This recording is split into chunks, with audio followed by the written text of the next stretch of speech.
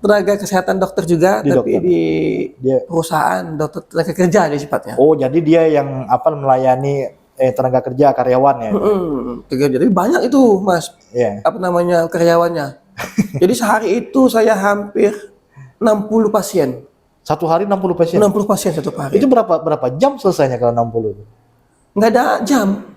Oke. Jadi kita 24 jam di situ memang standby.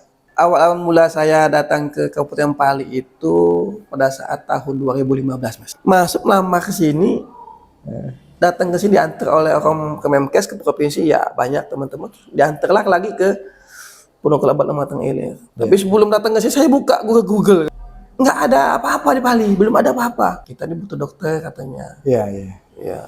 Ya kalau saya siap Bu, ditempatkan di mana saja. Karena katanya kalian ditempatkan di Tanah Abang Mas. Saya tanya, Bu kenapa tidak sesuai sama SK kata saya kan. Gitu. Karena itu deh katanya di Tempira itu ada 2 dokter suami istri. Di Tanah Abang itu belum ada dokternya katanya. Oke. Aku kerja nih buka praktek kan. Ya, Jadi harus ada pemasukan lain ya. Nah, masukan ada income masuk. Jadi ke praktek. Yang namanya kita hidup merantau kan harus bisa membawa. Kalau kita tidak bisa membawa, nggak bisa kita. Saya pikir kemarin tuh waktu memang cuman cerita orang, kalau di desa tuh belajarnya nanti pakai ayam lu. Iya betul Mas.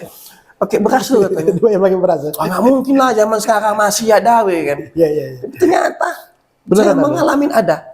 Pak anak saya sakit. Tapi saya nggak punya uang. Ya Ibu jangan pikirkan masalah uang, yang penting Ibu sembuh dulu lah. Begitu datang lagi, dia ini bukan bawa ini, bawa keluarganya Mas. Iya. Pak ini kami kemarin panen katanya, panen beras. Ini ada apa namanya ada ayam, etek kalau bahasa etek, bebek. Ini godaan juga banyak dulu zaman situ kan. Ya namanya masih bujang. Dokter pula kan. Dokter pula. Jadi calon menantu idaman gitu. Wah, ada dulu masih sempet yang nawarin. Ya, sama anak saya saja. Oh gitu. Waduh, saya ini. Artinya kemungkinan mereka ke Parabumuli atau enggak ke Talang Ubi ya berobat. Betul. Nah kalau sekarang gimana Dok di Puskesmas Tanah Abang sini terkait SDM-nya baik dari sisi dokternya, kemudian perawat, bidan dan tenaga kesehatan lainnya? Ya alhamdulillah lah kalau sekarang memang ya kita sejak dipimpin oleh Pak Bupati kita kan pelayanan itu prima, tidak ada mengenal malam siang. Harus harus siap kita 24 jam karena kita memang sudah apalagi saya dokter ya sudah disumpah. Jadi siap apapun yang ini kita memberi pelayanan pada masyarakat karena yang namanya orang sakit itu tidak nggak mengenal waktu. Tidak mengenal. Alhamdulillah dengan dana APBD kita, ADD, bidan kepala desa bisa beli mobil ambulan desa diantar ke sini. Kita sama desa itu selalu koordinasi. Saya juga di teman-teman di Puskesmas selalu mengajak, ayo bikin inovasi.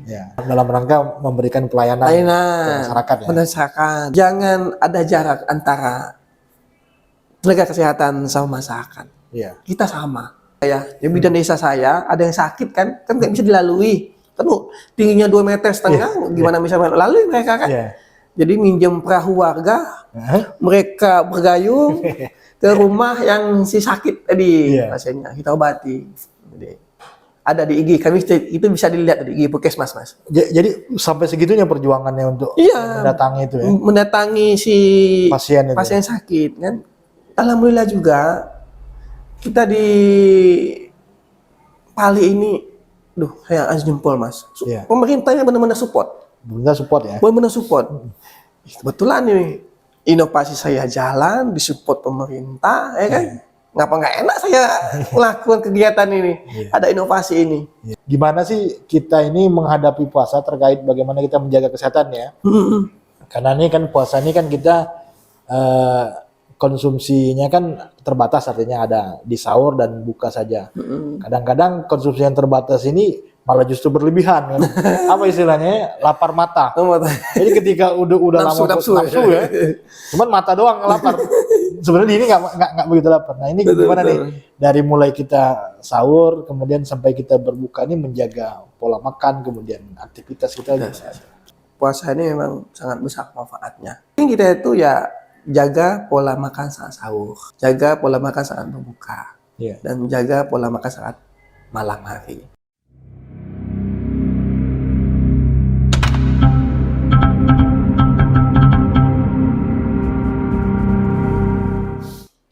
Assalamualaikum warahmatullahi wabarakatuh. Welcome back to our YouTube channel Indahnya Pali. Hari ini kita ada di ruang podcast Indahnya Pali. Di ruang podcast Indahnya Pali ini kita akan menghadirkan tokoh-tokoh inspiratif, tokoh-tokoh yang akan memberikan motivasi kita terkait apa yang dilakukan di bidangnya masing-masing. Hari ini kita akan bicara tentang kesehatan. Bagaimana kesehatan di bulan Ramadan, kemudian juga apa saja yang dilakukan dalam rangka kita meningkatkan kualitas pelayanan di bidang kesehatan. Telah hadir di tengah-tengah kita Dr. Al-Mustazirin, Kepala Puskesmas Tanah Abang. Apa kabar dokter? Alhamdulillah baik mas. Puasa nih? Alhamdulillah. Sampai sore baca puasa nih. Oke, dokter, mungkin yang pertama kali kami pengen kenal nih dengan dokter. Dokter ini asalnya dari mana, kemudian background pendidikannya di kedokteran di apa, kemudian tentang keluarga. Keluarga. Silakan. Banyak ceritanya mas. Dari mana? Dari awal yang diceritain. Terima kasih saya diundang di sini.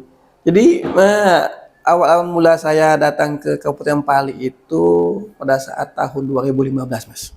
2015? Ya 2015 saya ke Pali. Jadi saya tuh dulu tamat sekolah tuh kuliah dulu di Universitas Malayati, jadi di Bandar Lampung. Di Lampung ya? Ya, sudah di Lampung ya namanya kita pengen kerja, jadi coba-coba kerja ke Bandung. Oke. Di Bandung kita dulu pertama kalinya kerja kan. Sudah di Bandung, ya kita kerja perusahaan. Ya kalau di perusahaan ya kita kan ada tekanan kan, dituntut, SOP-nya ada. Punya standar ya? Standar lah. Kita nggak tahu di luar itu kerjanya apa, nggak tahu hujan, nggak tahu panas, nggak tahu malam, nggak tahu siang, pokoknya dalam gedung kerja kan. Sudah kita ke sana kerja kurang lebih di Bandung itu setahun setengah sampai 2 tahun lah. Di Bandung di perusahaan itu. Di perusahaan itu. Lumayan nonton juga.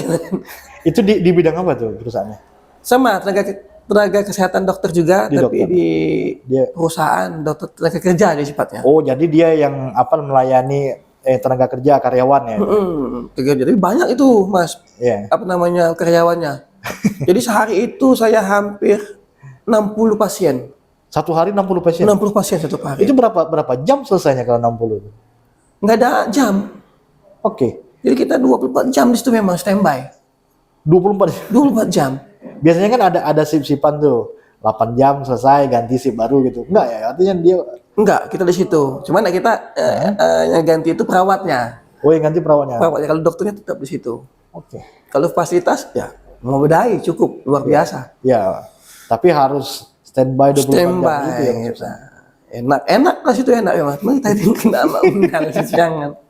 Satu hari bisa 60 karyawan yang dilayani? Iya, 60 karyawan. Tapi pasiennya nggak banyak terlalu yang sakit-sakit yang kronis lah. Ya. Palingan ya kecelakaan kerja, kena jarum. Oh gitu. Kecelakaan kerja banyak. Jatuh dari tangga, gatal-gatal, seperti itulah pasiennya. Tidak terlalu banyak yang benar-benar itu tidak. Yang kronis. Begitu bekerja di situ kita barulah bosan juga kan hampir 1 tahun sampai 2 tahun kerja di situ. Kita ngelamar lah kerja. Kebetulan ada teman ngirim, waktu itu masih ada lah mas WA, zaman WA dulu itu kan. Masuk kerja di sana, ternyata ada penerimaan PTT. Oh, dari Kemenkes? Dari Kemenkes. Dari PTT kita masuk kerja di situ. Coba-coba masukin lamaran. Masukin, kita lengkapin berkasnya kan? Ijazah, STR dan lain-lain itu. Masuk. Ya kurang lebih 1 bulan kemudian, tepatnya jam 11 malam. Email masuk mas, masuk ke HP nih. Saya buka email, ting katanya apa nih? Selamat, Anda lulus PTT di Kemenkes tahun 2015. Nggak percaya kan? Saya buka lagi, sampai buka luar, bapak ulang saya buka itu. Ternyata iya. Bingung kan, aduh, ambil nggak ini? Ngomonglah sama atasan sebagai marketing kan di perusahaan itu. Ya aja katanya kan, tapi harus ada pengganti. Bingung juga saya siapa yang ganti ini nanti. Karena di perusahaan lumayan mas, gaji besar zaman itu. Iya, sama yang besar zaman itu. Udah, besok paginya saya coba datang ke Memkes dengan baju putih, celana hitam, badasi. Namanya datang ke tempat orang kita rapi lah mas. Saya pikir saya sendiri nih. Banyak. Seluruh Indonesia kan datang kumpul di situ mas, di kementerian itu.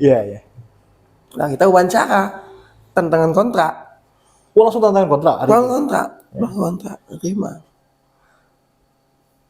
Keesok harinya sekitar 1 minggu kemudian baru kita dianterin oleh kementerian ke provinsi Sumatera Selatan.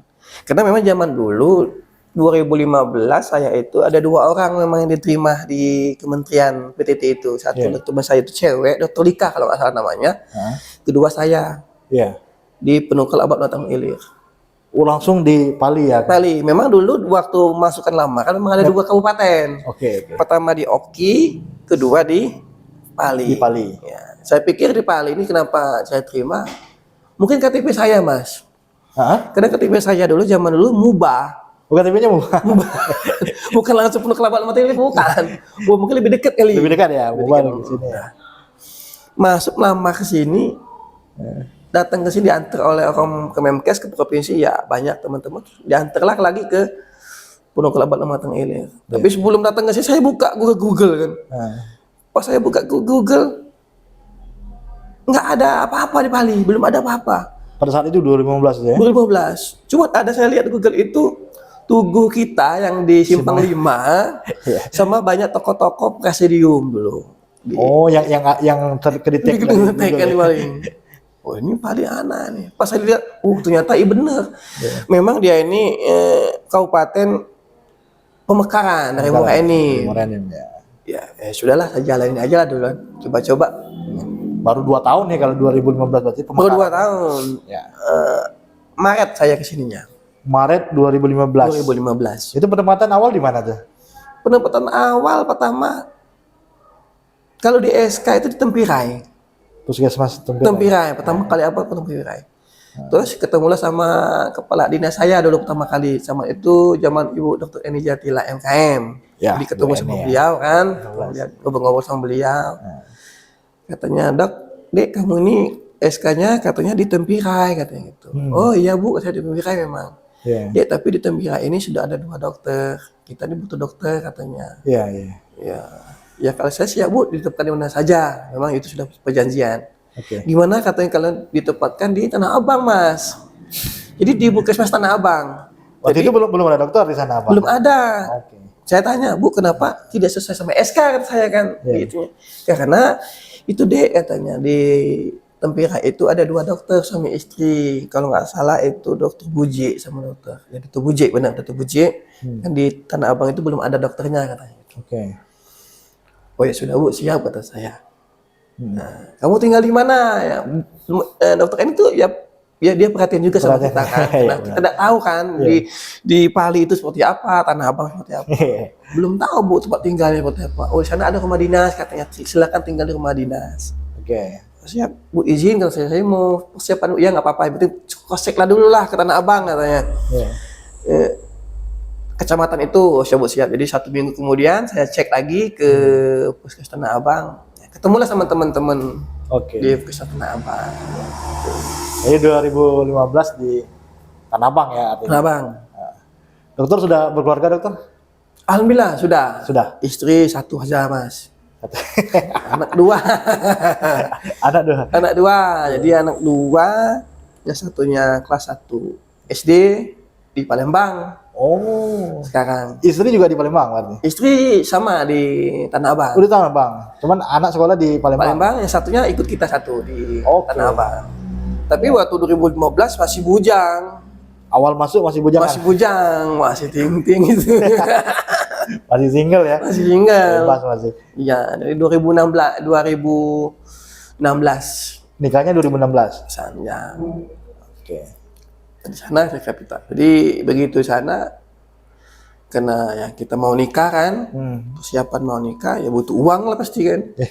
Nah ini aku kerja nih buka praktek kan. Ya, Jadi harus ada pemasukan lain ya. Nah, masuk kan ada income masuk. Jadi nyari-nyari lah minta tolong sama ibu-ibu di sana, Bu tolong carikan saya rumah satu untuk buka praktek. Kita udah tahu ke Medan situ kan. Jadi dikasihlah rumah praktek. Nego-nego sama itu ya bisa lah ternyata. Buka praktek kan sana Mas. Buka praktek. Yang namanya kita hidup merantau kan harus bisa membawa. Kalau kita tidak bisa membawa, nggak bisa kita. Waktu itu yang praktek di Tanah Abang belum ada? Belum ada. Baru dokter sendiri? Baru dokter sendiri, saya sendiri. 2015 itu ya? 2015. Belum ada yang praktek. Disebut saya sendiri. Padahal Tanah Abang lumayan padat ya sebenarnya penduduknya. Lumayan padat. Kalau di ininya. Ada 17 desa. Buka praktek, ketemu sama ibu-ibu sana. Ternyata ya enak orangnya kan. Itu kembali lagi ke kita sebenarnya. Bagaimana kita membawa ya menurut kita. Di zaman dulu namanya merantau, istri belum punya. Kalau ada undangan tuh seneng banget Mas. Bisa datang. Perbaikan gizi. Gizi. Didatang makan, ada undangan makan. Ada tetangga yang punya hajatan, anak syukuran datang. Kalau nggak ada kerjaan malam-malam, ya namanya bujang. Ya, bahasa anak sini nongki-nongki lah. Duduk juga kita. Ya sampai ini sore-sore kita praktek. Jadi di situ mulai dikenal oleh masyarakat. Mulai mengenal masyarakat. Bahwa di Tanah Abang sudah ada dokter yang praktek gitu ya. Butuh perjuangan yang panjang juga Mas. Dulu waktu buka praktek itu. Kenapa? Ya saya pikir kemarin tuh waktu memang cuman cerita kan. Cuman cerita orang. Oh kalau di desa tuh belajarnya nanti pakai ayam lu. Iya betul Mas. Pakai beras tuh katanya. Pakai beras. Nggak mungkin lah zaman sekarang masih ada kan. Tapi ternyata saya mengalami ada. Betul ada. Jadi ada pasien datang ke kita. Pak anak saya sakit. Tapi saya nggak punya uang. Loh. Goreskan di hati. Ya udah jangan pikirkan masalah uang. Yang penting ibu sembuh dulu lah. Kalau udah sembuh, udah. Nanti gampang ya. Gampang lah Bu. Pak nanti gimana Pak? Udahlah Bu, berobat, ayo Bu, berobat. Udah kita obati, sembuh dia. Begitu datang lagi, dia ini bukan bawa aja, bukan bawa ini, bawa keluarganya Mas. Bu, banyak sekali bawa ini orang tetangga saya Pak, mau berobat juga sakit. Aduh, saya ini. Mau digratis atau enggak ini? Lumayan ya kalau. Dah, datang Mas. Nyata datang lagi dia mereka. Pak ini kami kemarin panen katanya, panen beras. Ini ada apa namanya ada ayam, etek kalau bahasa bebek, ada etek, ada pisang. Dikasih itu, dikasih ternak. Bingung Mas. Mau diapain ya? Beras oke lah, bisa kita masak kan. Pisang mungkin bisa kita makan. Dikasih etek Mas. Mau kandang nggak ada. Kandang nggak ada. Mau masaknya nggak bisa kan.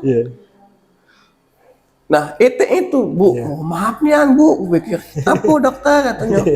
Bu kalau beras aku terima Bu, kalau pisang aku terima, kalau etek ini Bu aku bingung Bu, kandang aku nggak punya. Kebun aku tidak punya, mikir. Jadi, Bu, ibu baiklah Bu, ibu bawa ke rumah, masakin baiklah Bu, mikir. Jadi Pak, ya Bu, kita ke rumah makan sama-sama. Ibu, tapi ibu yang masak. Ibu yang masak Mas. Jadi nanti kalau sudah masak Bu, bawa ke sini. Jadi Mas, ada yang lumayan kan bebek itu Mas kan berat juga. Ada yang digorengnya kan, ada yang di apa namanya dimasak gulai. Jadi besoknya tuh Mas dibawa lagi sama ibu itu ke rumah. Sudah masakan. Sudah masakan. Jadi kebetulan bagaimana itu ada 2 staf saya kan. Jadi makan sama-sama sama staf. Jadi cerita itu luar biasa begitu. Jadi cerita orang selama ini yang katanya itu cuman dongeng apa sih dokter dikasih pisang kan. Cak di film-film itu Mas. Ternyata enggak itu memang ada ya. Aku juga mengalami banyak cerita. Tapi justru itu yang kadang-kadang membuat kita tuh akhirnya dekat ya dengan masyarakat dan akhirnya betah tinggal di situ. sampai nggak betah itu Mas, karena zaman itu saya sempat dipindahkan. Oh, sempat dipindahkan juga? Iya, dipindahkan ke Puskesmas Aritam sama Puskesmas Tempirai. Sebenarnya bukan dipindahkan oleh karena apa, tapi dipindahkan karena kebutuhan. Kebutuhan dokter ya. Dokter. Jadi kita ke sana lah kita. Tapi ujung-ujungnya tetap balik ke Tanah Abang itu, Mas. Iya. Di godaan juga banyak dulu zaman situ kan. Ya namanya masih bujang. Dokter pula kan. Betul pula. Yang tadi jadi calon menantu idaman gitu kan. Wah, ada dulu Mas sempet yang nawarin. Ya, sama anak saya saja. Oh gitu. Waduh, saya ini. Ya, tapi tetaplah. Karena ada memang namanya jodoh. Ya, jodoh kan. Dapatlah istri mau menetap sampai sekarang. Jadi istri juga kebetulan juga diterima ASN, jadi ditetapkan di Tanah Abang. ASN di ya sama di Pali juga. Di Pali. Di bidang apa? Sama dokter juga. Oh, dokter juga istri. Dokter juga. Jadi kita dua-dua di sana semua. Di sana juga di Puskesmas Tanah Abang sekarang. Oke, wah mantep. Itu ceritanya itu. Jadi makin betah ya. Oke dokter, nih ngomongin masalah SDM kita ya. Tadi kan kalau kita ngomongkan di 2015 ya, 2015 masuk, itu bahkan di Tanah Abang sendiri belum ada dokter yang praktek juga belum ada. Artinya kemungkinan mereka ke Prabu Muli atau enggak ke Talang Ubi ya berubah. Betul. Nah kalau sekarang gimana dok di Puskesmas Tanah Abang sendiri terkait SDM-nya baik dari sisi dokternya, kemudian perawat, bidan dan tenaga kesehatan lainnya? Ya alhamdulillah lah kalau sekarang memang ya kita sejak dipimpin oleh Pak Bupati kita kan, jadi SDM itu sudah semakin banyak ya masuknya. Masuk sudah diterima ASN sudah semakin banyak masuk, jadi untuk SDM sudah cukup, kalau melebihi tidak tapi cukup. Kalau dokternya berapa sekarang di Puskesmas? Sekarang kita ada 6 dokter di sana. Udah banyak ya? Ya teman, tapi dibagi ada karena kebetulan alhamdulillah di Tanah Abang itu kita ada AS Pratama. Udah rumah sakit juga udah? Ya ada AS Pratama. Jadi kita 3 di sana, 3 balik ke Puskesmas. Jadi cukup lah untuk sekarang cukup. Tapi kalau bisa tambah ya lebih baik lagi. Lebih baik lagi ya? Iya. Karena untuk mengcover lumayan padat dari Tanah Abang. Banyak penduduknya. 17 desa hampir penduduknya hampir 31 lebih. Oh, iya makanya. 17 desa. Banyak. Jadi kalau sekarang SDM udah lumayan ya, artinya ya, cukup dari dokter, perawat, bidan misalnya. Ada cukup. Ya, dari apa nama dokter gigi, perawat gigi, medik, apoteker, lab. Lab juga sudah ada ya? Sudah ada cukup lah untuk tingkat kecamatan cukup itu. Iya. Ini dokter, kira-kira nih dari sudut pandangnya Pak Dokter sendiri, kita ini di kesehatan ini tantangannya kan sekarang ini kan luar biasa ya. Ada hal-hal yang mungkin tidak pernah kita duga itu menjadi ancaman baru. Contoh kemarin kita mengalami masa pandemi COVID ya betul. Luar biasa itu. Itu merubah semua tatanan pola hidup kita, berubah semua itu setelah itu. Nah kira-kira karena kalau kesehatan ini kita tidak bicara ini ya, tidak bicara apa namanya itu pelayanan tingkat apa di kota segala macam, malah justru tenaga kesehatan ini harus hadir di semua lini artinya. Betul. Dan memang yang paling sulit adalah mengcover daerah-daerah yang mohon maaf artinya yang secara ini tertinggal gitu kan, dan jarang dokter yang mau hadir di situ.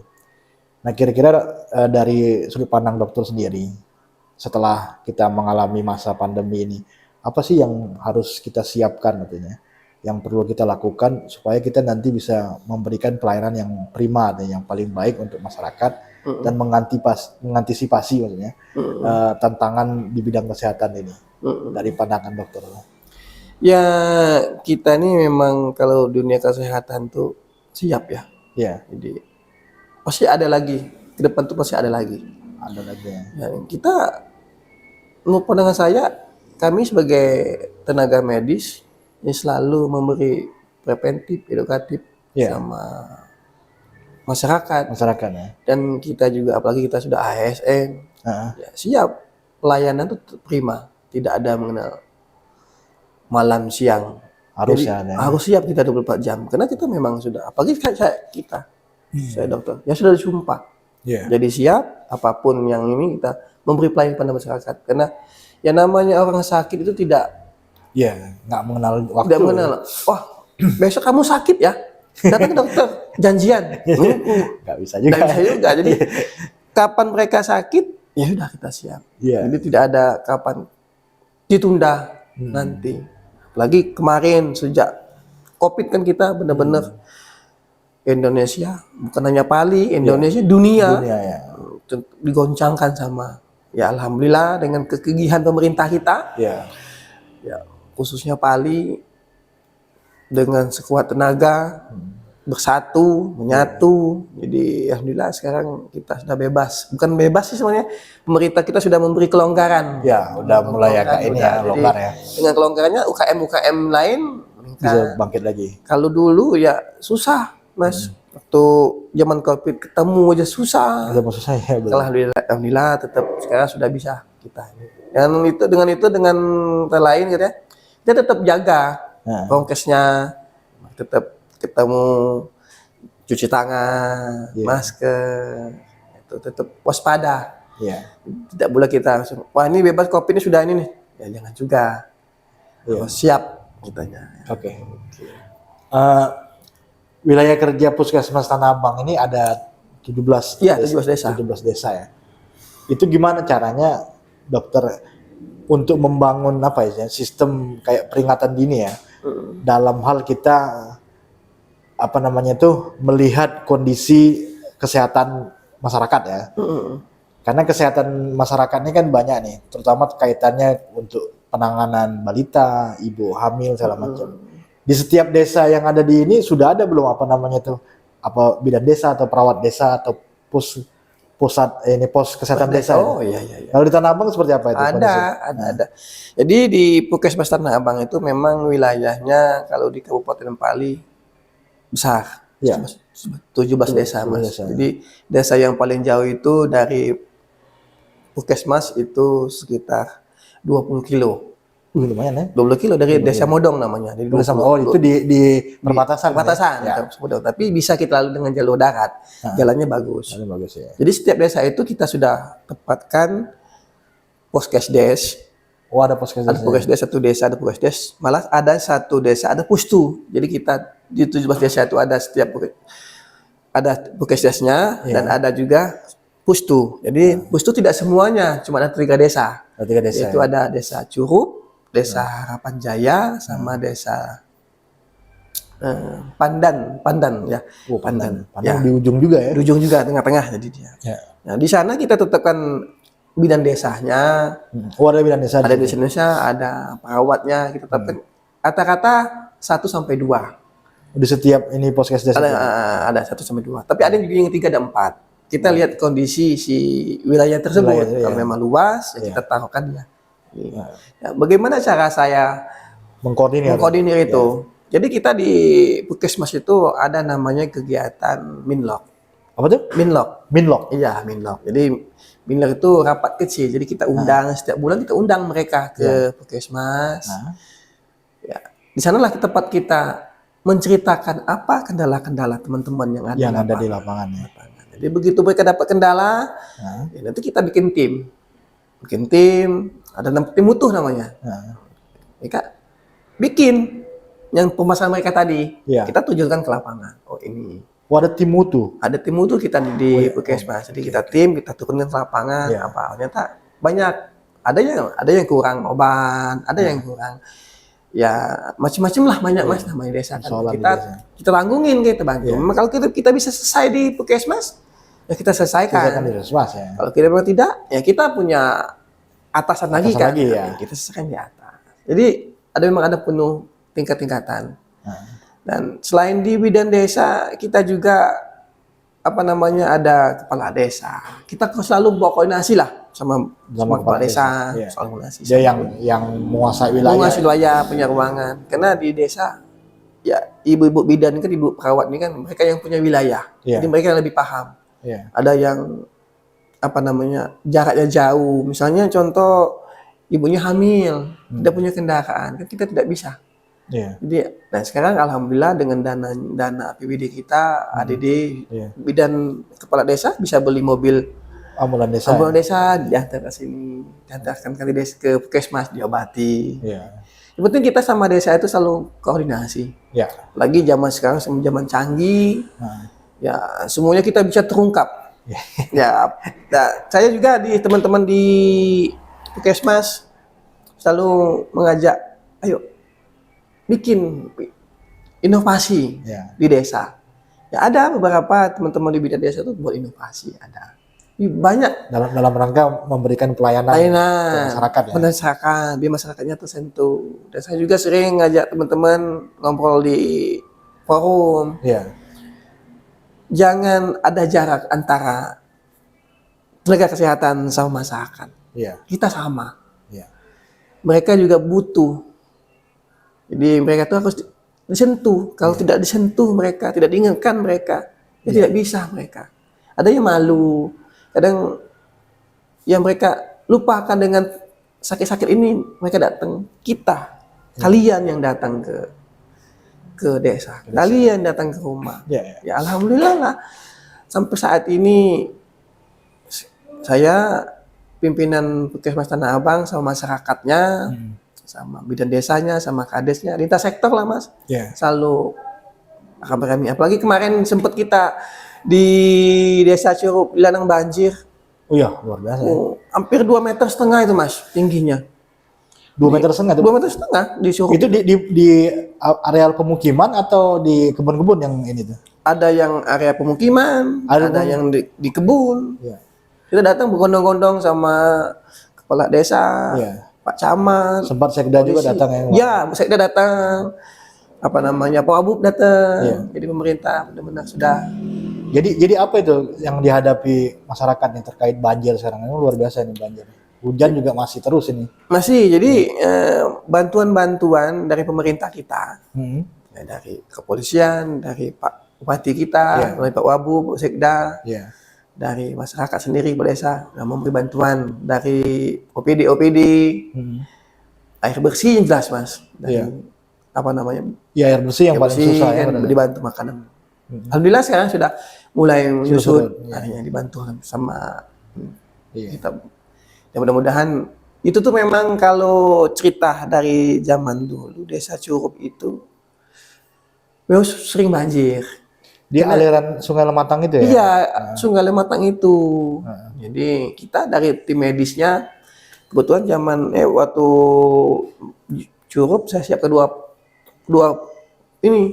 posko. Sebenarnya bukan hanya di Curup yang banjir itu. Di desa tetangga, desa Sukaraja, misalnya desa Tanah Abang Utara, mereka banjir juga, tapi tidak terlalu tinggi, tidak separah di tidak di Curup. Jadi di desa kami siapkan 2 posko hulu dan hilir kami siapkan di situ. Obat-obatan saya kasih lebih, kasih stok. Malah ada mas di IG saya, yang bidan desa saya, ada yang sakit kan nggak bisa dilalui. Kan tingginya 2,5 meter, gimana bisa lalu mereka kan?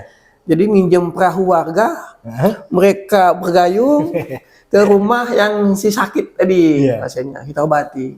Jadi ada di IG kami, itu bisa dilihat di IG Puskesmas mas. Jadi sampai segitunya perjuangannya untuk mendatangi itu ya? Mendatangi si pasien sakit kan, nggak bisa kita tuh kayak apa? Jadi kita sudah coba berusaha mengajak pasiennya, ayo kita ke tepi aja, ngungsi. Tapi ya kemauan si pasien tidak bisa. Jadi kita obat-obatan kita supply, makanan kita supply ke situ. Teman-teman yang nganternya pakai perahu kayu itu mas, gitu. Jadi luar biasa pengalaman. Jadi benar-benar tenaga kesehatan harus siap ya segala medan. Setelah medan. Apalagi di situasi bencana itu. Siap. Harus benar-benar ini dia. Oke, dokter. Kita ngomongin inovasi yang dibangun ya di Puskesmas. Kalau kami melihat ya, dari inputan kita di IGA Award kemarin, Innovative Government Award, Tanah Abang banyak yang berkontribusi terkait dengan inovasi yang dibangun oleh kawan-kawan tenaga kesehatan ini. Boleh cerita nih, apa sih inovasi andalan yang dibuat oleh rekan-rekan di Puskesmas Tanah Abang ini. Dan apa kira-kira dampaknya ke masyarakat?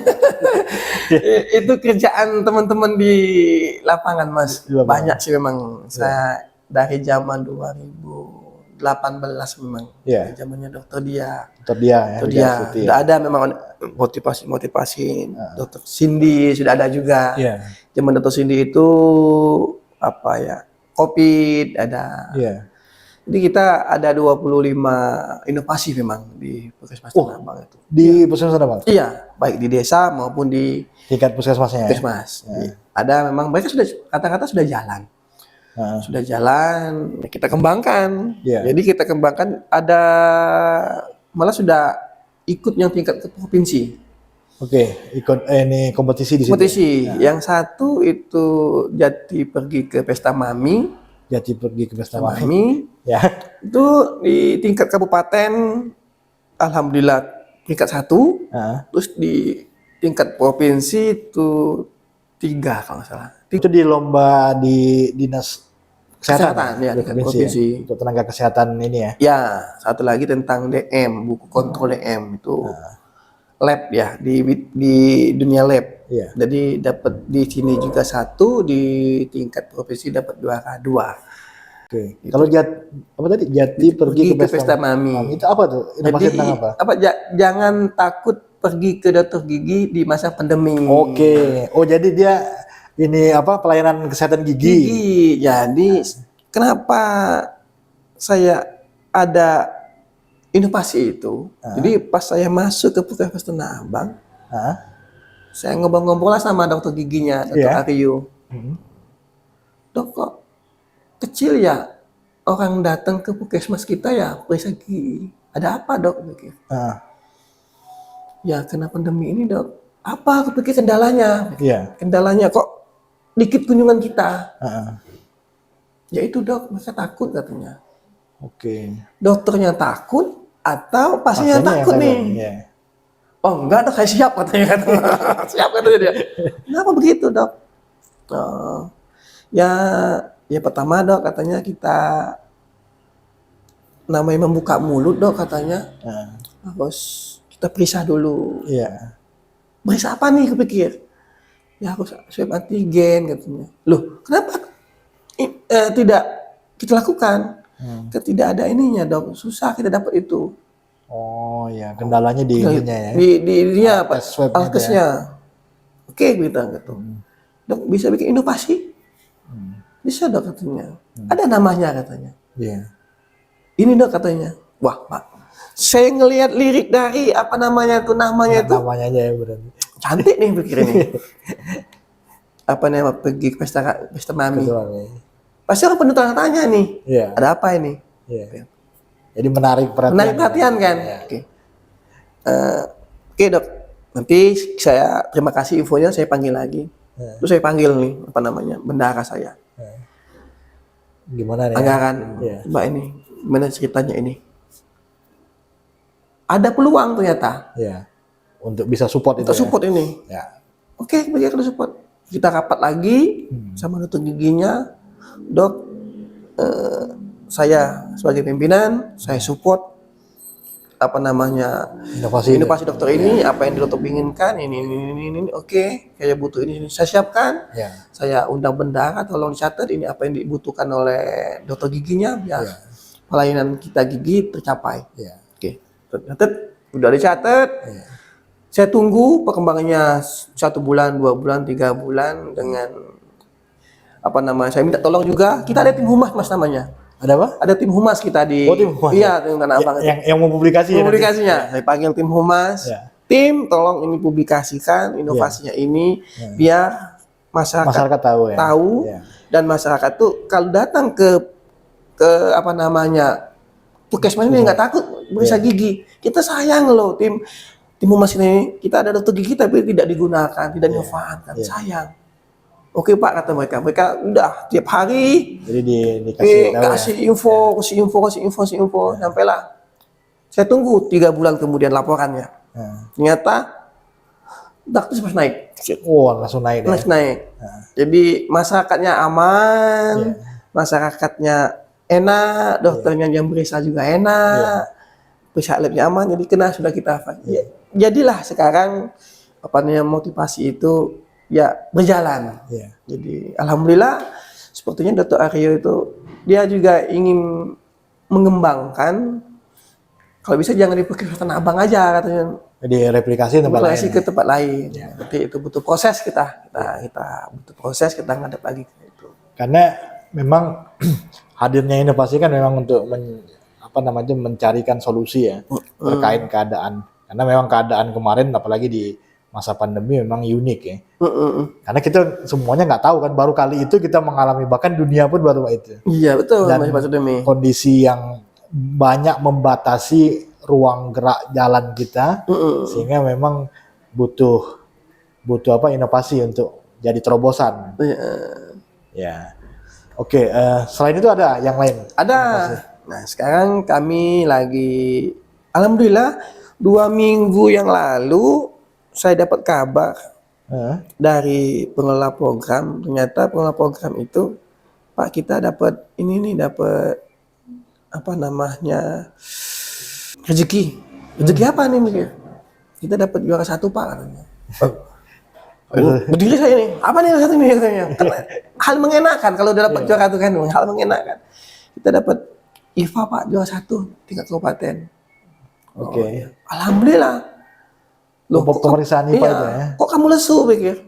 Ya repot Pak. Kenapa repot gue pikir? Kita juara 1 kok repot ini.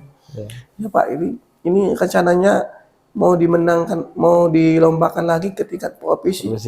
Ya itu mah bukan ini semangat. Jadi kenapa kita bisa itu juara 1 tingkat kecamatan, tingkat kabupaten.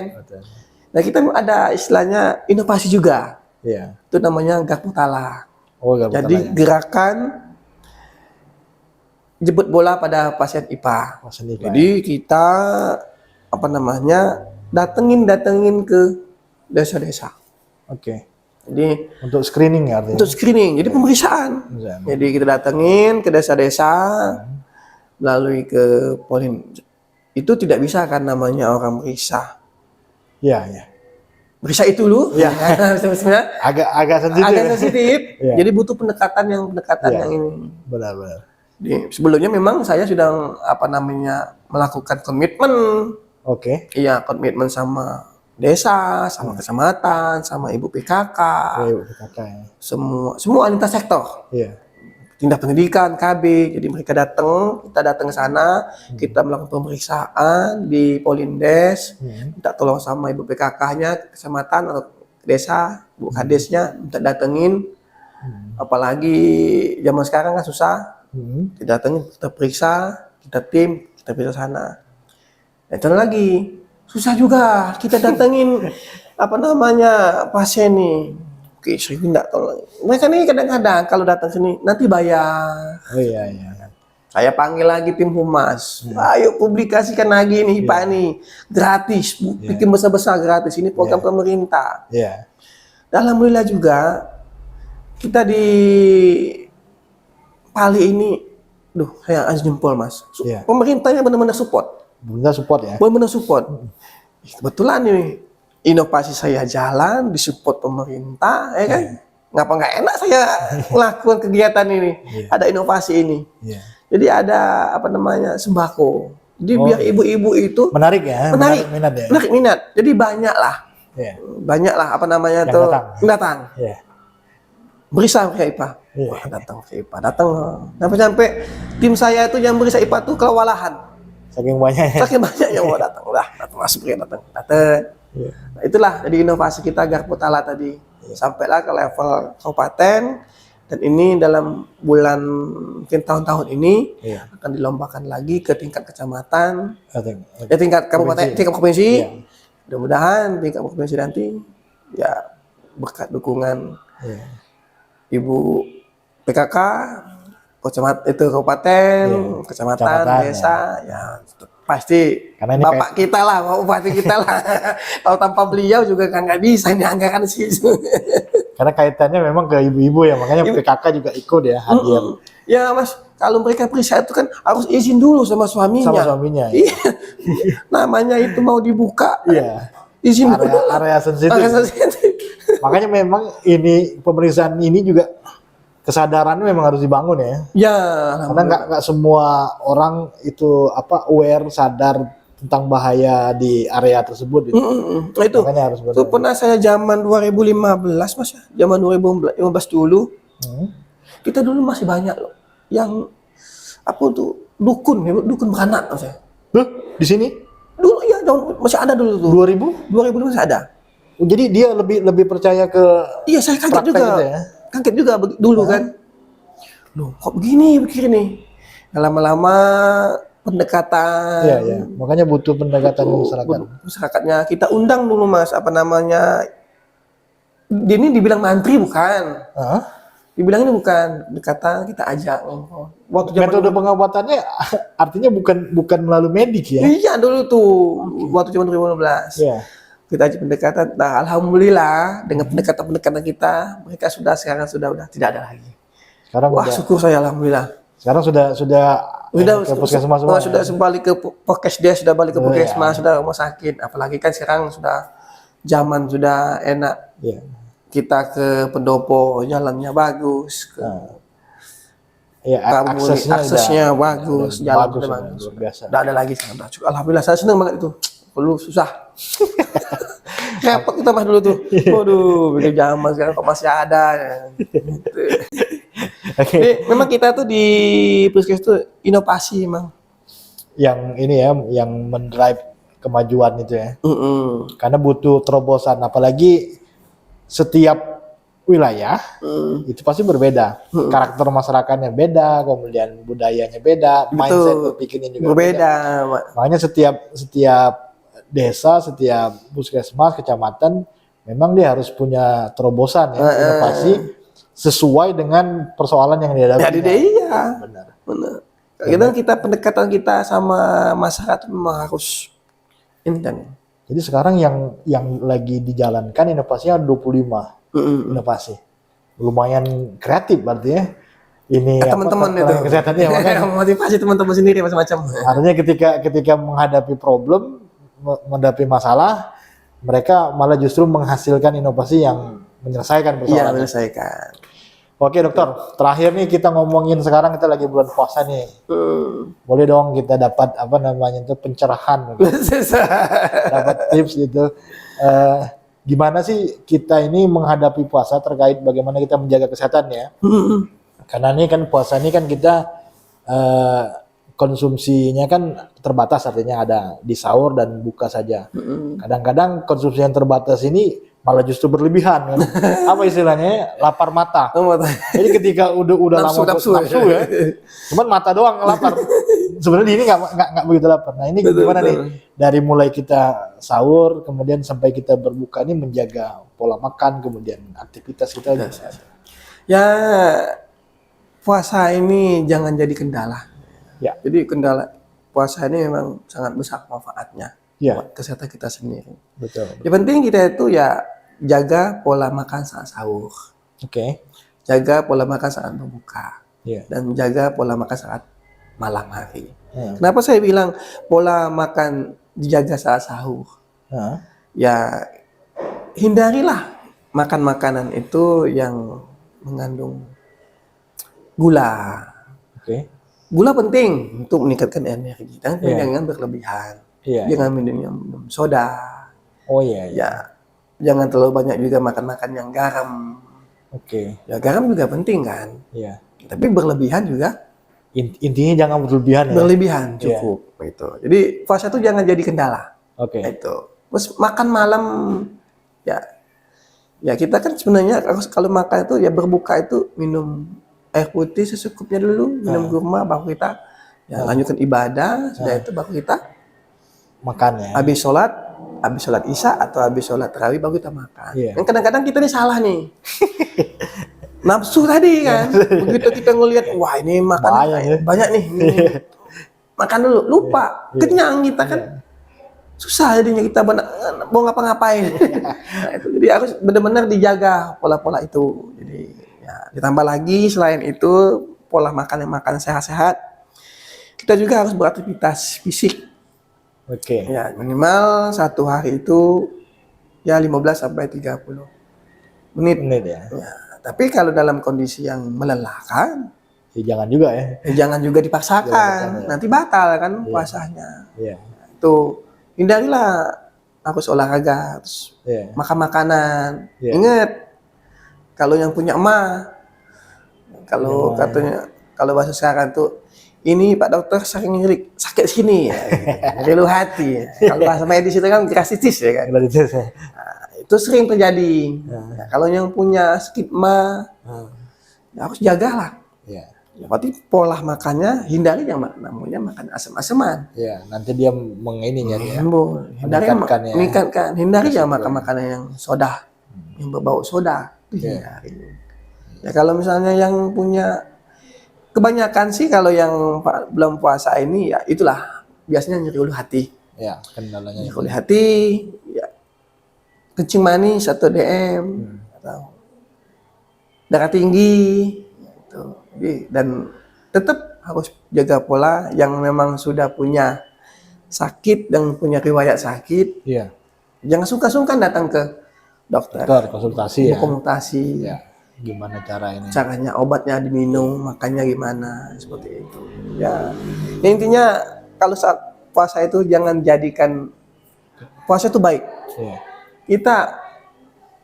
Kesehatan kita memang dijaga kan. Iya. Ya selama kita makannya itu pagi makan ini, siang makan ini, malam makan ini. Sistem pencernaan kita diistirahatkan dulu. Nah, sekarang kita benar-benar istirahatkan. Iya. Ya, enggak lama, 12 jam, sebentar. Dia itu yang sering kendala begini tadi saya bilang ya. Begitu mau beduk, itu kan maghrib itu sekarang acara yang ratingnya paling tinggi sekarang. Betul. Karena ditungguin semua orang. Itu biasanya beli makanan tuh begitu banyak karena lapar mata tadi, dimakan pun juga sebenarnya nggak ini juga kan nafsunya, malah justru ibadah sholatnya yang nggak jalan jadi karena sudah saking kekenyangan penuh. Jadi mau bergerak pun susah, sholat pun nggak jadi ya itulah memang kondisi yang banyak sebenarnya yang terjadi ini itu. Sahurnya malah justru yang agak kurang karena malas bangun gitu, makan seadanya. Nah, itulah artinya pada saat di tengah-tengah hari itu udah mulai tuh. Ya. Dibawa ini aja Mas berpuasa itu. Ya seperti kita biasa. Ya. Jadi kita tuh memang di bulan suci kemarin memang dibawa. Ya. Nah, kita mengingatkan teman-teman yang lain. Ya. Enak kok puasa itu. Apalagi yang sering dia puasa Senin Kamis. Udah terbiasa kan? Ya. Kita wajibkan puasa Senin Kamis itu. Iya. Oke lah, semoga kita di bulan puasa ini bisa memaknai secara mendalam ya, bukan soal kita menahan lapar dan haus. Iya banyak. Tapi juga kita banyak sebenarnya yang ini. Jadi kayak itu dalam diri kita juga menghadirkan keberkahan, kemudian juga kita kepekaan terhadap lingkungan sosial karena kita merasakan juga bagaimana lapar, bagaimana haus gitu. Dan ini menjadi menjadi kayak muhasabah atau kita mengingatkan diri kita sendiri bahwa kita di hidup ini ada hal-hal yang harusnya kita menjadi peka. Dan amal ibadah kita diterima selama amin. Oke. Thank you nih Pak Dokter. Oke. Kita udah ngomong banyak. Pembahasan ini banyak nih, bisa nggak selesai. Ngomongin kesehatan memang banyak. Banyak. Dari aspek sendiri ada kesehatan di spesialisnya ya ada. Ngomongin kesehatan gigi, ngomongin kesehatan pencernaan, ngomongin kesehatan yang lain. Bahkan sebenarnya ada lagi kesehatan keuangan. Itu malah justru yang jadi problem itu. Karena ketika kesehatan keuangan tidak dijaga, kesehatan lain terganggu. Oke, pemirsa, kita sudah bicara banyak nih dengan Pak Dokter. Terima kasih atas perhatiannya. Semoga ini menjadi inspirasi dan motivasi kita bersama, terutama kita dalam menjalankan ibadah puasa tahun ini. Apa yang disampaikan semoga bermanfaat untuk kita semua. Sampai jumpa lagi di podcast berikutnya. di ruang indahnya Pali. Terima kasih. Wassalamualaikum warahmatullahi wabarakatuh. Terima kasih.